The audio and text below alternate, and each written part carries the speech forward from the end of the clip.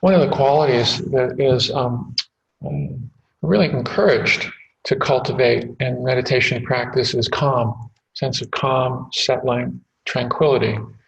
It's considered to be one of the real core qualities important in meditation, in our lives.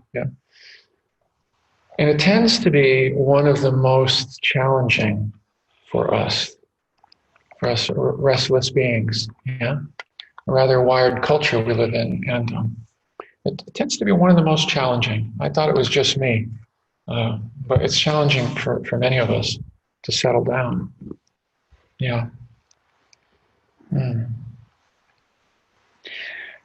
At a time like this, it seems to us good to invite that quality more to the foreground of our practice. Often it's a little bit there, but it's a little bit in the background. It's not what we focus on so much. This might be a time to invite it a little bit more into the foreground. And how would we do that? How would we do that? How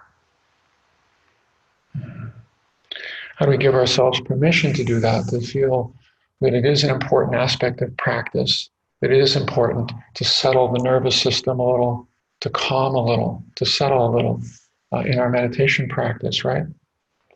How do we do that?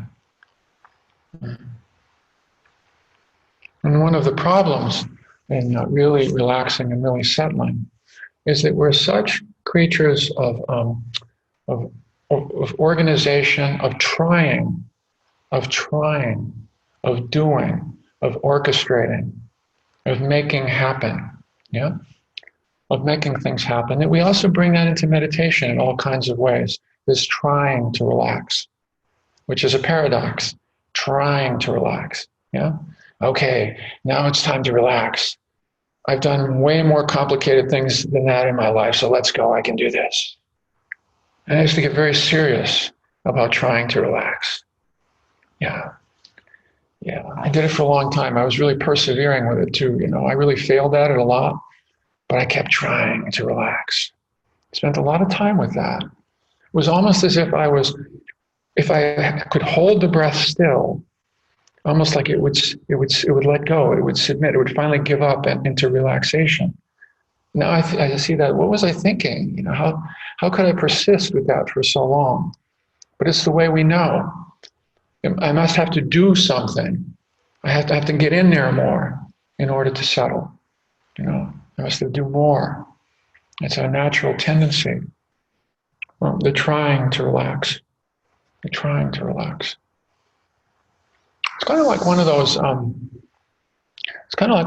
don't know if when you were a kid, if you know, maybe they're still around. Those finger pull things, where you would put your fingers in. Finger handcuffs. Finger handcuffs, I guess you should say. Finger handcuffs. And the whole point would be to, how to relax. Of course, the first impulse is to pull more, which has the effect of tightening, more tightening, right? We do that in our practice a lot. We try harder, and it has the paradoxical effect of tightening rather than softening, opening, relaxing. That used to be one of my punishments.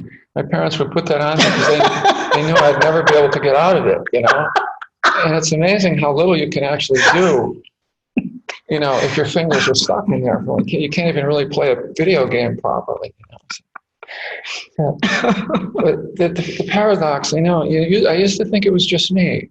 This trying, the way we try in meditation so hard. And we bring that into our efforts to relax as well. You were kidding, right? I was kidding. Let people know you're kidding. I was kidding. And so the question is, how do we relax, and how do we invite that? Because just relax, the two phrases that are so try to relax, and then just relax, as if it's just a matter of flipping a light switch. It's not so easy for us, is it? To really settle the organism in some harmonious way, to drop down, to settle down. And don't we need that a little bit more at this time when energy is up? Because the organism knows how to relax.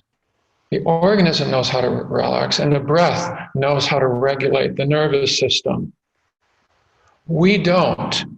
We get over involved with the project of relaxing and settling. We can get over involved with it, you know. We learn a lot. Susan and I have a couple of cats. We learn a lot about this from our cats. How to settle. How to settle. Cats have this down. You know, a cat would walk in the room. It's the whole display of it.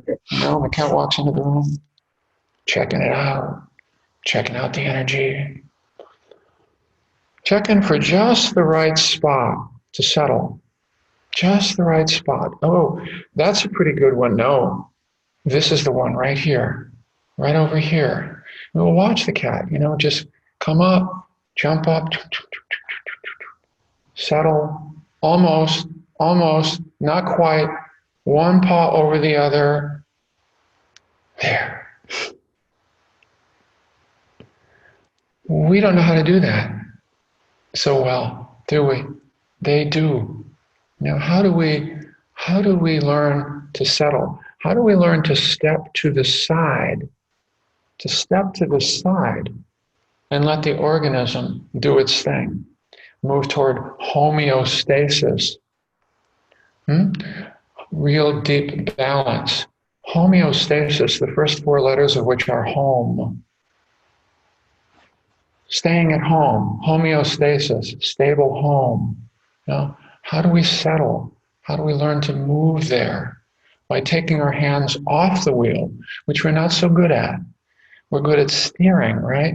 We're good at trying. We're good at doing. We're not so good at taking our hands off the wheel and trusting that good things could happen there and that the organism could settle there a bit more. Yeah?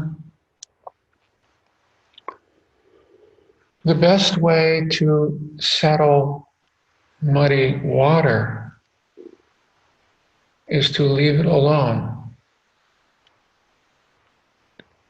Yeah? The best way to settle muddy water is to leave it alone. Such a wonderful metaphor for me, such a helpful metaphor for how to,